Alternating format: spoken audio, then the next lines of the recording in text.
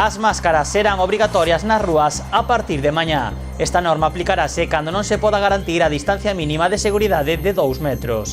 Vai dirixida a todos os maiores de 6 anos. Que tal? Boas noites. De contado ampliamos esta información, pero antes actualizamos os datos do COVID-19 na nosa contorna. Continúan reducíndose os casos activos por coronavirus na área sanitaria de Pontevedra e o Salnés. Nesta xornada contabilízanse 51, son 5 menos ca onte. Ademais, o número de persoas que superaron a enfermidade nesta área sanitaria superou xa o limiar das 800 persoas. En concreto, hai 802 pacientes que superaron o COVID-19. Son 8 máis ca na xornada de onte. A área sanitaria de Pontevedra e o Salnés mantense por cuarta xornada consecutiva sen ningún doente ingresado con esta enfermidade. Na área sanitaria de Santiago, a que pertence o Hospital do Barbanza, hai 168 casos activos. Trátase dunha reducción de 8 casos con respecto a onte. No conxunto de Galicia tamén baixo o número de casos activos, quedando hoxe nos 1063. En total, a comunidade acumúlanse máis de 9.400 persoas que xa están curadas. O número de falecementos ascende a 608 vítimas mortais, tras a morte nas últimas horas dun home de 81 anos na Coruña. Hoxe coñecemos os datos do estudo de seroprevalencia da Xunta. Sanidade estima que 30.000 galegos están inmunizados ante o coronavirus. Deles 17.000 son mulleres e 13.000 homes. O estudo do Sergas ratifica que o COVID-19 circulou por Galicia cunha prevalencia do 1,15%. En canto ás áreas sanitarias da nosa contorna, tanto a de Pontevedra e o Salnés como a de Santiago, que inclúe o Barbanza, a prevalencia é de pouco máis do 1%. Segundo este estudo do Sergas, a prevalencia do virus entre a poboación galega aumenta conforme se incrementa a idade, situándose no 1,64% nos maiores de 65 anos.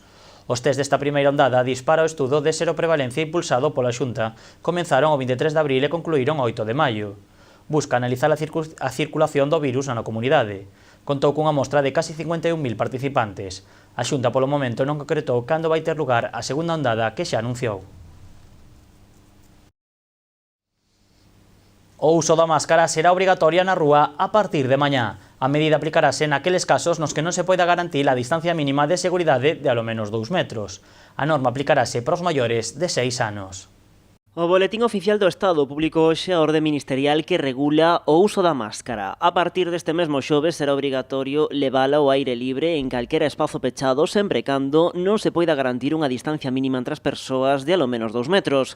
Segundo esa norma, quedan obrigados a levar máscara nesas circunstancias todas as persoas de a partir de 6 anos. Pero o caso dos nenos de entre 3 e 5 anos, o seu uso é recomendable. A orde ministerial contempla outras excepcións sobre o uso da máscara. Non estarán obrigadas a levala aquelas persoas que presenten algún tipo de dificultade respiratoria que poida verse agravada polo uso deste elemento de protección. Tampouco terán que levalas aquelas persoas para as que resulte contraindicado por motivos de saúde debidamente xustificados ou que pola súa situación de discapacidade ou dependencia presenten alteracións de conduta que fagan inviable a súa utilización.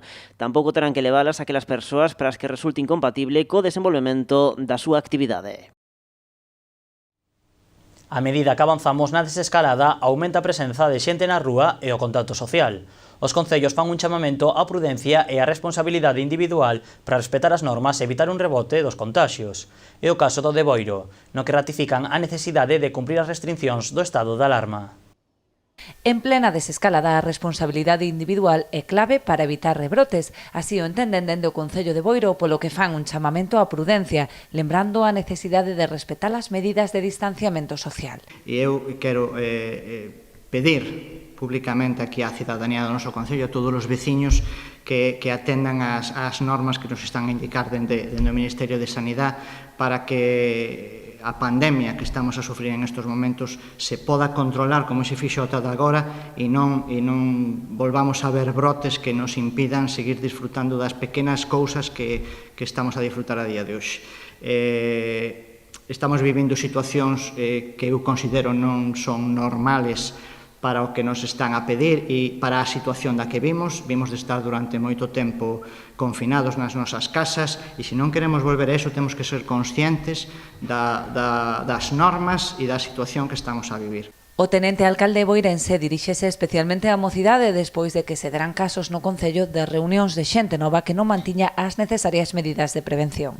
Eu invito a todo o mundo, sobre todo a persoas xóvenes que vexo que se están a reunir en distintas zonas do Concello, a que garden escrupulosamente as medidas sanitarias de espacio e de higiene que nos están a indicar para que todo isto vaya avanzando como todos queremos que vaya avanzando, que se siga controlando o virus como se ten que controlar e que non teñamos que retroceder, que a ninguén nos gustaría, nin como sociedade, nin económicamente, ter que ir máis para atrás do momento no que estamos agora. Entonces eu fago unha petición dentro do Goberno de Boiro, unha petición pública para que, por favor, guardemos as normas que dentro do Ministerio nos están a dar, que intentemos cumplir as fases tal e como nos están indicando as directrices que dentro do Ministerio de Sanidade se nos fan, se non queremos non só non pasar de fase, sino incluso retroceder. Un retroceso que nos afastaría aínda máis da tan ansiada nova normalidade. A Xunta dá marcha atrás e descarta o sistema de cita previa para ir á praia. A proposta foi rexeitada por moitos alcaldes galegos ante a imposibilidade dos concellos de asumir esta xestión. Esta mañá o presidente da FEGAM e alcalde de Vilagarcía trasladoulle a opinión dos rexedores ao goberno galego. A Xunta comprometeuse a estudar outras aplicacións informáticas máis útiles para os municipios. O sistema de cita previa para ir á praia cun código QR queda descartado. A Xunta decidiu dar marcha atrás a esta proposta ante o rexeitamento xeralizado de boa parte dos concellos galegos. Esta mañá, o presidente da FEGAM e tamén alcalde de Vilagarcía trasladoulle ás Consellerías de Turismo e Medio Ambiente a opinión xeralizada dos gobernos locais. Queda totalmente descartado calquer sistema de cita previa para acceder ás praias. E xa lle trasladamos que, primeiro, que consideramos que non era sistema oportuno, e despois que para os concellos sería imposible de xestionalos cos medios que temos.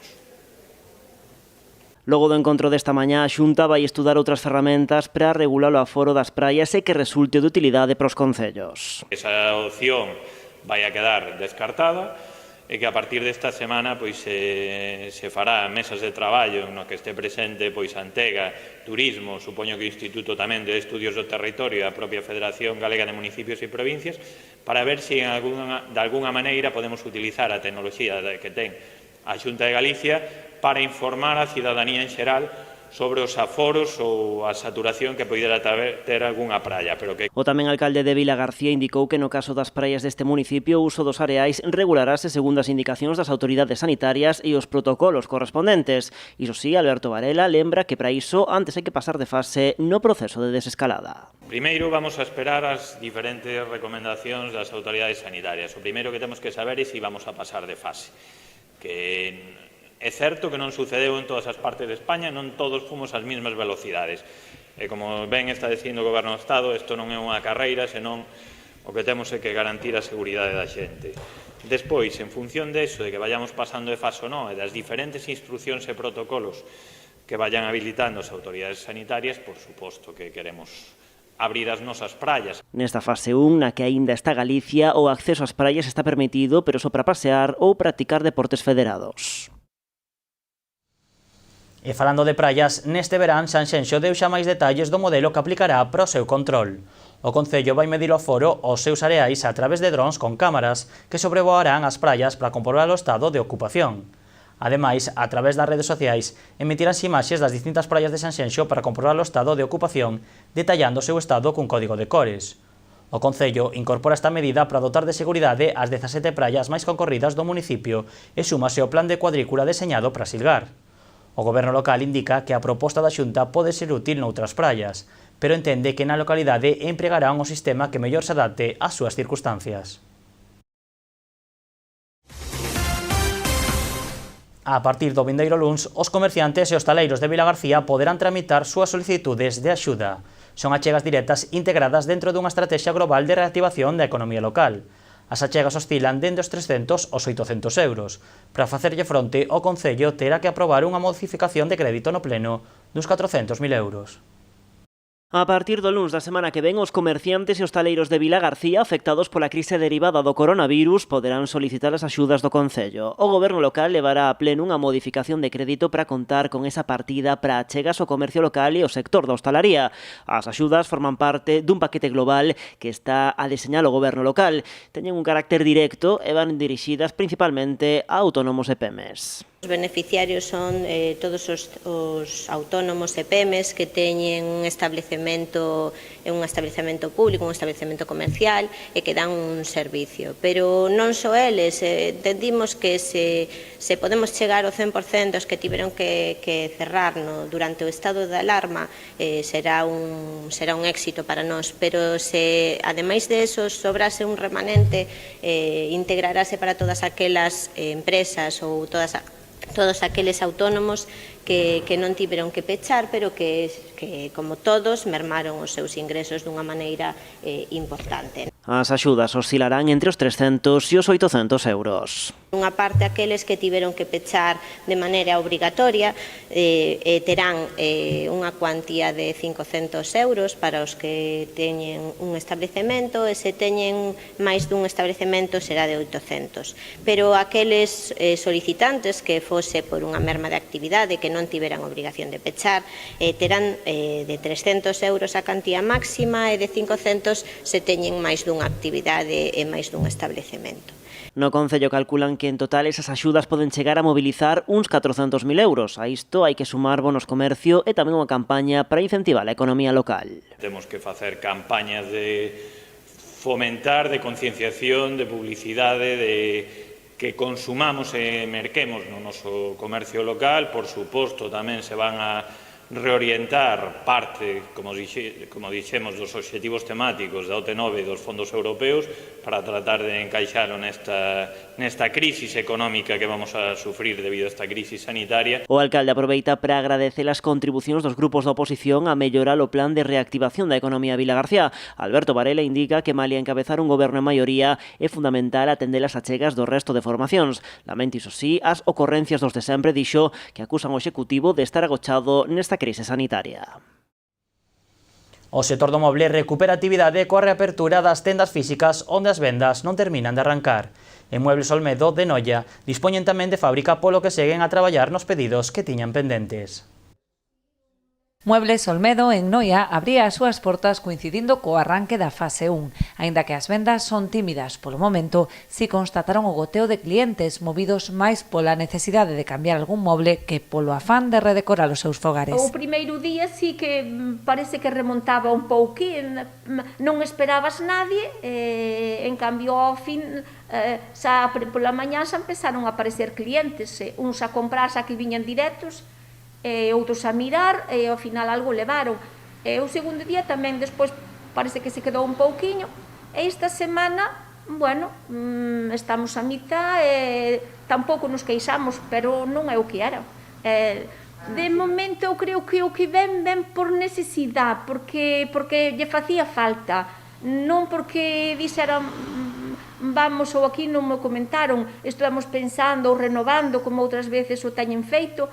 Os que viñeron veñen como a necesidade. Esta firma non tivo que reducir persoal, posto que dispón tamén de taller de fabricación, polo que segue a traballar nos pedidos que xa tiña contratados antes do estado de alarma. Agora con prazos máis desafogados, posto que moitos clientes de fora non saben cando poderán acudir á súa segunda residencia. De momento non reducimos, incluso teñenos alguén de baixa e siguen así, non reducimos. Tiñanos traballo pendiente por facer e iso é o que nos estes meses que veñen, porque só tiñanos cobertos. Por exemplo, nós de momento os traballos que tiñanos siguen avante.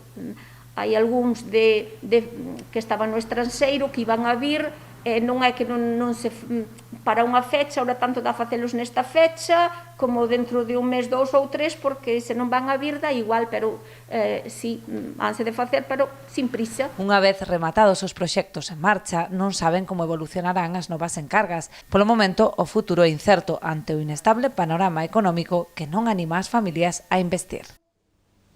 O Concello de Ribeira revisará as prestacións dos beneficiados de servizos sociais especialmente afectados pola crise sanitaria.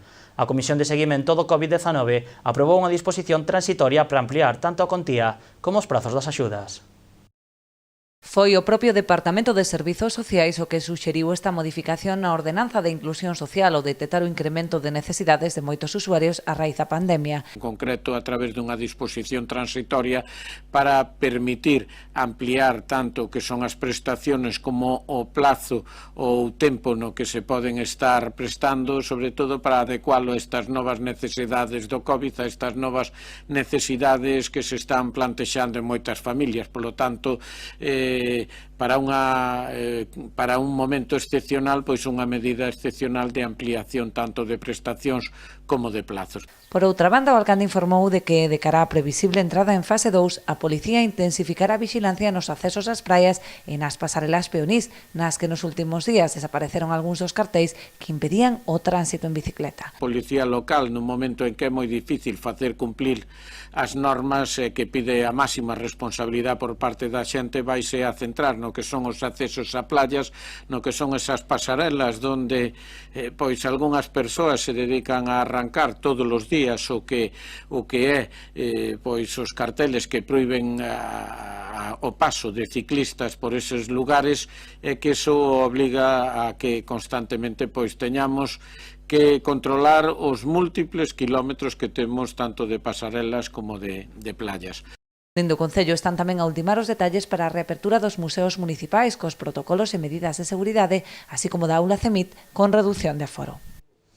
En Cambados Pode rexistra unha moción para crear unha comisión de reconstrucción económica e social para a vila. O obxectivo é crear un órgano consultivo no que estean representados todos os sectores económicos de Cambados. A moción debaterase no pleno extraordinario de mañá convocado a proposta do Partido Popular. Unha vez que se solucione a crise sanitaria provocada polo coronavirus, os diferentes sectores económicos temen os efectos dunha posible crise económica. Moitos concellos xa están traballando en diferentes medidas económicas para prever esa situación. En Cambados, a formación Cambados Pode rexistrou unha moción para levar a pleno a creación dunha comisión de reconstrucción económica e social. Que o Goberno municipal debe escoitar e debe atender a todos os sectores económicos afectados, dende o viño a tomar. E por iso o que propoñemos é un gran pacto, unha gran comisión de reconstrucción económica e social, donde cada un dos integrantes faga a súa proposta, se debata, se consensúe, se dialogue e finalmente podamos chegar a un documento de consenso que se poida traducir nuns novos presupostos municipais para Cambados que son neste momento fundamentales. A comisión será un órgano consultivo non vinculante, similar ao desenvolvido na vila durante o ano da Cidade Europea do Viño. Dende Cambados Pode ven fundamental que esta moción se aprobe por unanimidade. É un órgano non vinculante, pero é un órgano consultivo, é un órgano que pode facer moitas suxerencias, facer moitas propostas ao equipo de goberno municipal, que será quen teña que tomar as decisións, pero hai que recordar que moitas das medidas que tendrá que aplicar o Goberno Municipal tendrán que ser debatidas no Pleno e o Goberno Municipal non ten maioría absoluta. Polo tanto, é importantísimo que a oposición ter en conta a oposición e consensuar todas as medidas cos partidos da oposición. Esta comisión estará formada por 13 membros que representarán a todos os sectores económicos de Cambados. 5 representantes dos 5 partidos políticos municipais con representación na Cámara Plenaria, un representante da Denominación de Orixe en Rías Baixas, un representante da Asociación de Comerciantes Zona Centro, un representante da Federación de Empresarios da Comarca da Arousa, un representante da Confradía de Pescadores San Antonio de Cambados, un representante da Asociación Galega de Depuradores de Moluscos AGADE, un representante tamén da Asociación de Mexilloeiros de aquí de San Saturniño de Cambados e despois, como non, os 3 sindicatos máis maioritarios, non? A CIGA, Comisións Obreiras e UGT. A moción será presentada no pleno de mañá, nunha sesión extraordinaria promovida polo Partido Popular. Dende a formación de Luís Aragunde obrigaron a convocatoria do pleno ao contar con máis dun cuarto dos membros da corporación. Os populares procurarán unha declaración institucional e un paquete de medidas relacionadas coa crise provocada polo coronavirus. E mañá tamén, en Catoira, terá lugar o pleno da moción de censura contra o nacionalista Xan Castaño. Será ás 12 da mañá e a porta pechada como medida de seguridade polo coronavirus. De prosperar, a localidade estaría gobernada por un bipartito PSOE-PP, cunha alcaldía rotatoria no que resta de mandato.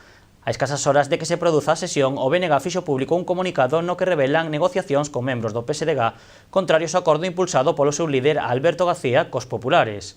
Os nacionalistas propuxéronlle a eses concelleiros socialistas entrar no goberno local e mesmo cederlle a alcaldía. A través das redes sociais, o Bloque dirixiuse a SSDs socialistas que non están de acordo coa moción de censura, indicándolles que está na súa man que o Concello non acabe máis de Alberto García e Iván Camaño. Pero o líder do PP, este é o último intento do BNG por reter a alcaldía, tentando enganar aos socialistas igual que fixo di cos populares. Confían que os concelleiros do PSOE non se deixen enganar.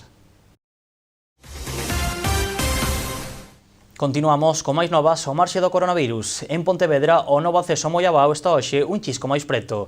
O proxecto inicia a súa tramitación con todas as administracións implicadas.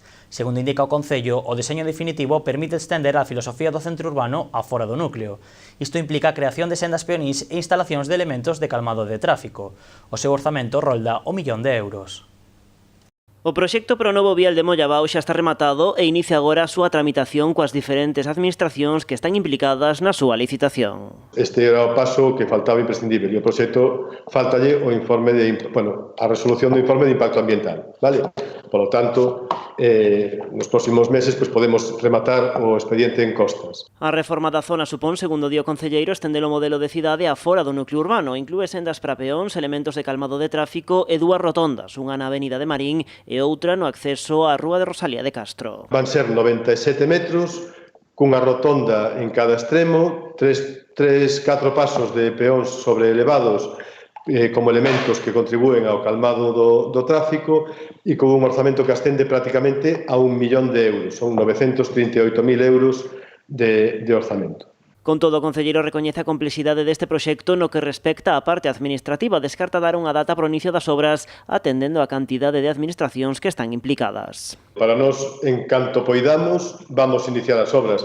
O que pasa é que a tramitación depende unha parte da Xunta, outra parte de costas, non depende ni da Diputación ni do Concello e entón aí preferimos non poñer prazos, pero en canto ao resto das administracións cumplan coas súas obrigas, nós estamos en disposición de sacar isto a contratación inmediatamente. Ademais, a intención do Concello é solapar prazos para adiantar a tramitación da reforma de Rosalía de Castro mentre se executa a actuación do vial de Mollabao. A Deputación da Coruña financiará a contratación de 6 traballadores no Concello de Muros. Seleccionaránse 6 operarios para a creación dun equipo de obras e servizos que realizará tarefas de mantemento e limpeza de camiños, así como condicionamento de parques e áreas recreativas. A Deputación asumirá íntegramente os custos laborais e da Seguridade Social a través do Plan de Emprego Local, no que Muros recibe este ano 46.000 euros. Os aspirantes a este posto de traballo deben ter cumpridos os 16 anos e estar inscritos no Servizo Público de Emprego. As bases do programa establecen que as contratacións beneficiarán especialmente os colectivos máis afectados polo desemprego como maiores de 45 anos, parados de longa duración, familias con todos os seus membros en paro, persoas con grado recoñecido de discapacidade ou vítimas de violencia de xénero. A Garda Civil de Boiro detivo a un veciño da localidade por un presunto delito de roubo con forza. A investigación iniciouse a raíz da denuncia presentada polo propietario dunha vivenda situada na parroquia da Banqueiro ao comprobar que o peche exterior estaba roto e a porta de acceso fora forzada. Os axentes acompañaron ao denunciante ao interior da vivenda e atoparon ao presunto autor dos feitos dormindo nunha cama con evidentes signos de embriagadez. Tras despertalo, trasladárono a dependencias policiais para tomarlle declaración. O home, de 53 anos, accedeu á vivenda coa intención de sustraer diversas bebidas alcohólicas. O delegado territorial na Coruña mantivo un encontro por videoconferencia cos alcaldes do Barbanza para analizar o programa de prevención e defensa contra incendios forestais. En total serán 10 os municipios da comarca que participen neste plan. 10 concellos do Barbanza adheríronse ao convenio para a prevención de incendios forestais. Boiro, Lousame, Mazaricos, Muros, Noia, Serra de Outes, A Pobra, Porto do Son, Rianxo e Ribeirá contarán cun total de 13 brigadas integradas por 65 axentes e 7 motobombas. Estes equipos realizarán tarefas de limpeza para previr os incendios forestais en espazos catalogados de alto risco. Tamén están preparados para a extinción dos lumes no caso de que se produzan. Todos os concellos contarán cunha brigada agás Muros, Noia e Rianxo que disporán de 2 equipos integrados por 5 axentes cada un. Durante a xuntanza, o Vídeo Rodeiro lembrou tamén que o pasado ano a Xunta asinou unha adenda ao convenio de protección das aldeas suscrito con SEAGA e a FEGAM para previr os lumes nas proximidades dos núcleos de poboación mediante a xestión da biomasa nas chamadas faixas secundarias. Segundo o delegado, a prioridade seguen a ser as parroquias de alta actividade incendiaria, pero tamén se están a habilitar recursos para a limpeza limpeza destas faixas co fin de poñer en valor as terras para proxectos agrogandeiros. O Ministerio de Política Territorial vende a autorizar o Fondo de Contingencia para paliar efectos de catástrofes naturais en municipios de 6 comunidades, entre elas Rianxo. O concello Barbanzán resultou afectado por un devastador incendio en marzo de 2019. Estas subvencións irán destinadas ao arranxo de infraestructuras municipais ou da rede viaria que resultaran afectadas polo lume. Ao longo deste ano está prevista a convocatoria de axudas por 5,4 millóns de euros, contía que se incrementará ata os 17 millóns en anos sucesivos ata 2023. E nos viñedos continúan en alerta por mildiu. As temperaturas cálidas e as choivas están a provocar un aumento desta enfermidade. Os viticultores xa fixeron o dobre de tratamentos que noutros anos. Os viñedos comezan a entrar nesta época na etapa de floración. Aquelas vides que tiveron unha poda adiantada xa entraron nesta fase. As outras comezarán a entrar ao longo desta semana ou a que ven. Os cuidados nesta etapa son vitais para o futuro das colleitas. De momento, si a coidamos ben, o que a folla e a cepa está sana, pois a previsión é que teña unha floración boa. Se ven bo tempo tamén, evidentemente, se non xa ven floración, pois xa nada, non tendremos uva tampouco, non? Ou tendremos unha colleita máis mermada.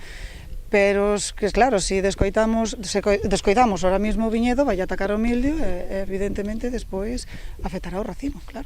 O mildiu, que sempre amenaza nesta época, está atacando este ano con máis dureza que nos anteriores. Está chovendo, está facendo unhas temperaturas altas, hai moitísima humedade, e iso fai que se propague moi facilmente o que é o mildiu.